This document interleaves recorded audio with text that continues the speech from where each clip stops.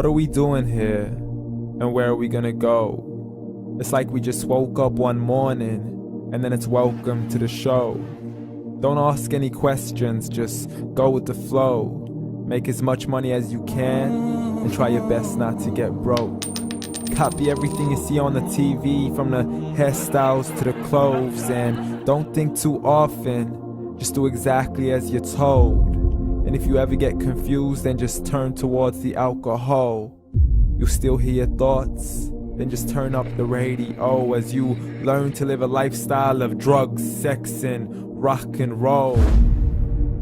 But in all honesty, I just need to know, is there more to the cycle than growing and getting old? Living and dying just to leave behind a happy home and a whole lot of property that somebody else is going to own. I just really need to know before the casket's closed, 'cause I'm not willing to gamble with my soul, nor am I ready to take any chances. These are just simple life questions and I'm just searching for some answers. Like, what are we doing here? And what is our purpose? How did we get here, and who made us so perfect? And what happens once we go, or is this world all really worth it?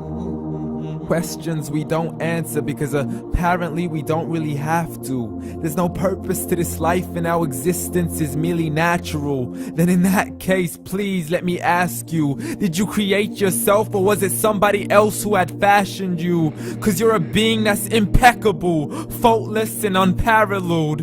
You're a product of supreme intelligence and I'm merely being rational.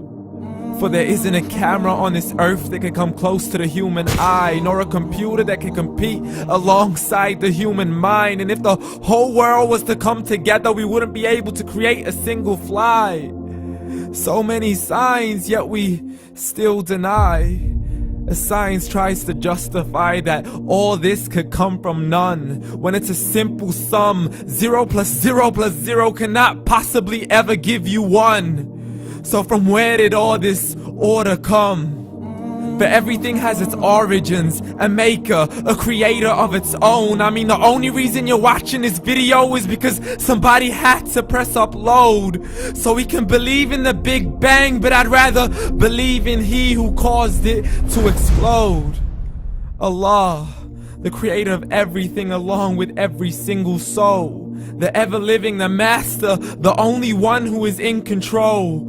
Unlike his creation, beyond our imagination. And no, he's not a man, nor does he have any partners in association. He's on his own. And no, he did not ever leave us alone.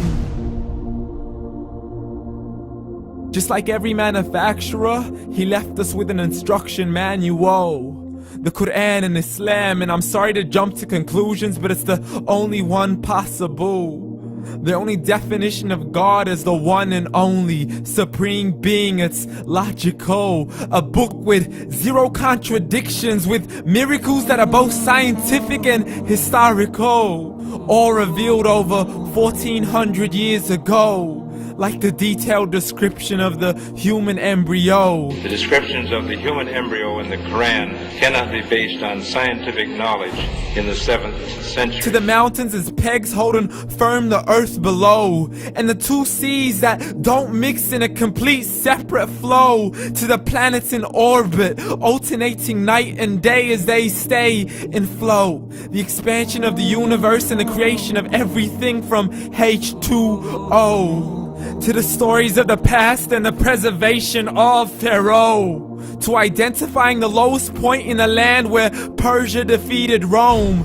The gushing fluid that created man in the glands between the ribs and the backbone. And not a word has changed, it's still the same. So please explain how all this was known over 1400 years ago. To a man who couldn't read or write, as he would recite whatever the angels spoke. And if you still don't believe, please try to come up with something that's even close.